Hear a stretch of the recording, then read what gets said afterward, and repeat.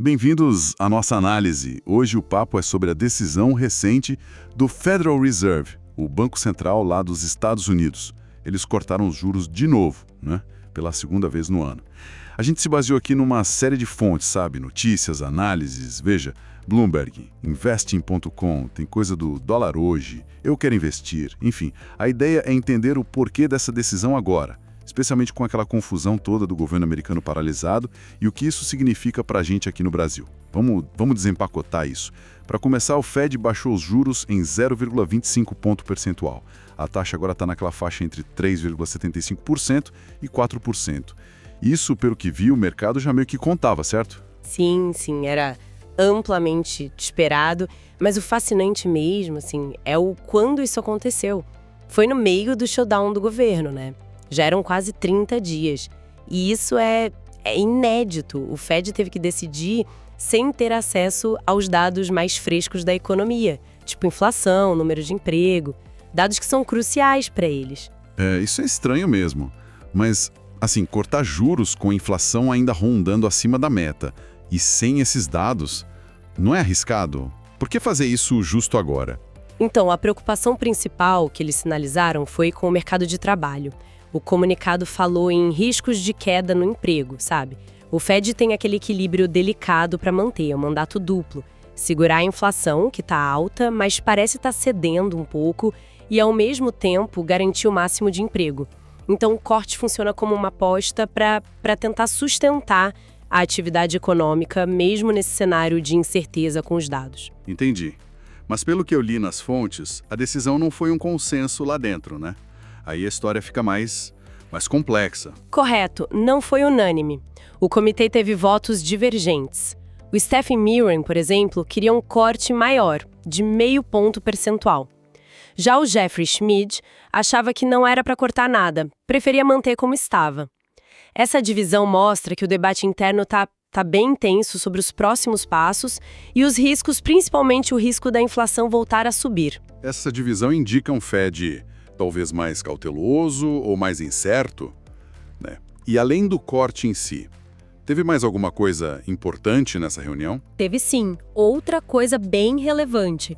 Eles anunciaram o fim do programa de redução do balanço patrimonial deles, o tal do Quantitative Tightening, o QT. Isso acaba agora a partir de 1º de dezembro. Na prática, significa que eles vão parar de enxugar a liquidez do sistema.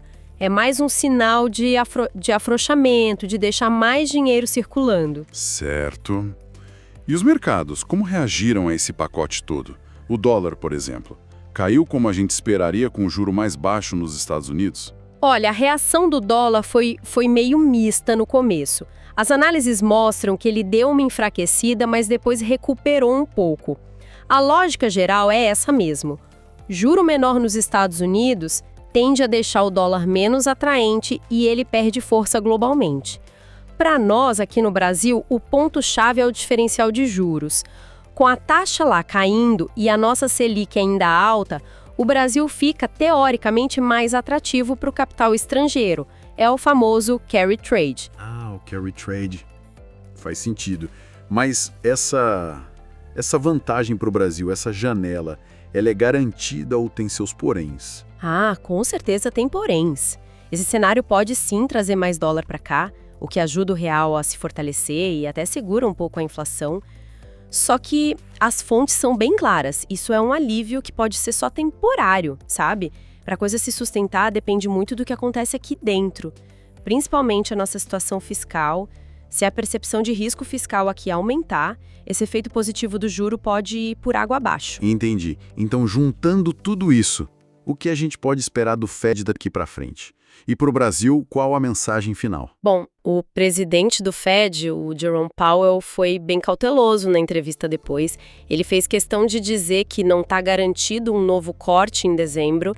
Citou justamente essa divisão interna e a falta de dados como pontos de atenção. O mercado aposta que vem mais corte por aí, mas o Fed parece querer deixar as portas abertas. Para o Brasil, é isso, uma folga, talvez momentânea por causa desse diferencial de juros, mas para aproveitar mesmo a gente precisa fazer a nossa parte aqui, né? Arrumar a casa na economia, principalmente no fiscal. Ok.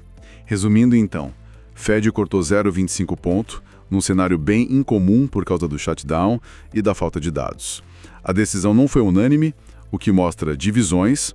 Além disso, vão parar com aperto quantitativo em dezembro, o dólar reagiu de forma mista, e para o Brasil pode ser bom no curto prazo para atrair capital, mas depende da gente. Exatamente.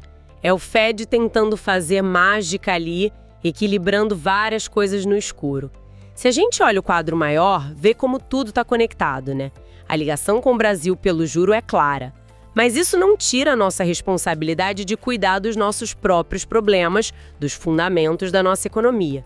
A questão fiscal continua sendo crucial para o câmbio, para o fluxo de dinheiro. Fica então a pergunta para a gente pensar.